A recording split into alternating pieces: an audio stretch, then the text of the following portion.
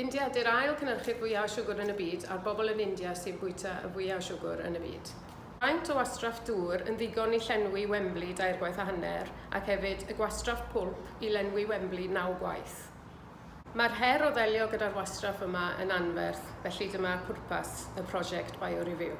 Mae'r tîm yma yn Ibers yn Aberystwyth yn gweithio efo partneriaid ym Mhryden ac yn India i greu cynhyrchion gwerthfawr o'r gwastraff yma. Mae BIOREVIEW yn cael ei ariannu efo BBSRC, yr Innovate a DBT yn India. Yn ironig, mae un o'r cynnyrch yma yn mynd i fod yn edrych ar xylitol sydd yn mynd i helpu tuag at pydredd dannedd, tuag at gordewdra a diabetes.